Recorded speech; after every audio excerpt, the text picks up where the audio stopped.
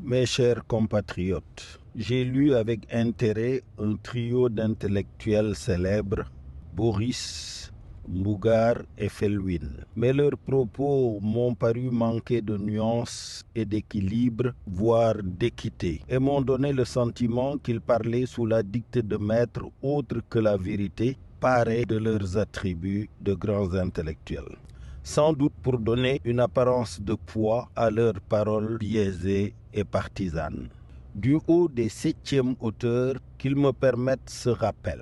Lorsque l'intellectuel trempe sa plume dans son encre pour transcrire sur son papier les conjectures de son esprit, son premier devoir est de se souvenir qu'il ne lui est donné que peu de science. C'est seulement sous la contrainte de cette humilité qu'il doit s'adresser à un peuple de lecteurs où séjournent des doués d'intelligence anonymes et silencieux, capables de détecter leurs motivations les plus secrètes et les commandes qui les actionnent. Le Sénégal est une grande nation démocratique qui peut connaître par moments des crises violentes, comme la France et ses gilets jaunes ou les États-Unis et leur attaque du Capitole. Viendrait-il à l'esprit d'un intellectuel de décréter la fin de la démocratie en France ou aux États-Unis lorsque des camions de gendarmerie et de police y sont brûlés ou des tueries de masse organisées? Non. On se réjouit que l'État y restaure l'ordre et le règne de la loi. Pourquoi ne nous devez-vous pas le même respect? Je répète, le président de la République a une mission essentielle, urgente. Protéger la République, ses institutions, sa constitution et ses lois, ses citoyens et leurs biens. C'est cela l'intérêt vital national. Toute faiblesse affichée dans l'accomplissement de cette mission, qui exige bien évidemment l'observance par l'État lui-même des règles constitutionnelles et légales, serait une trahison du mandat accordé par le peuple. Concentrons-nous donc sur cela pour l'instant. Le sujet du 3e mandat reste central. Mais il ne sera devenu une réalité que si le président de la République l'annonce, si le Conseil constitutionnel le valide et si le peuple l'octroie. Une série de si, à mon humble avis, peu probables dans leur intégralité.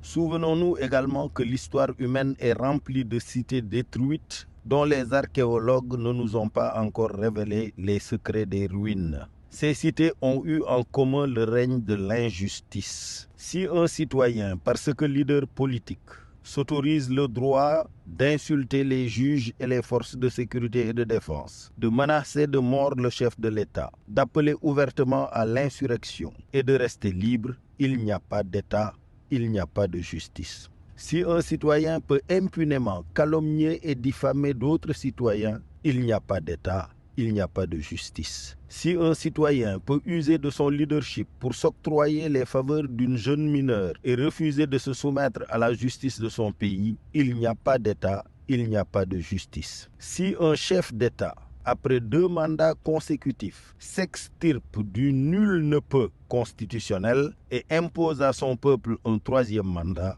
il n'y a pas d'État, il n'y a pas de justice. Aucun des motifs ci-dessus listés ne mérite cependant les morts d'innocents Sénégalais et les drames de la violence actuelle. Souvenons-nous enfin que la trame de l'histoire humaine peut nous inciter à la vigilance et à la prudence. Quelle est cette trame? C'est l'histoire d'un couple heureux vivant dans un immense jardin doté de toutes les richesses nécessaires à son bonheur. Puis, il reçoit la visite d'un conseiller furtif et il se laisse tenter, berner, suborner par un ennemi juré, orgueilleux et méprisable, mais doté de la faculté de nous observer sans nous être visibles. Puis le conseiller furtif manipula le couple en se servant de son désir d'éternité et de gloire. Puis le couple l'écouta et le suivit et fut dénudé et déchu, condamné à des efforts incommensurables pour retrouver le chemin de son bonheur passé.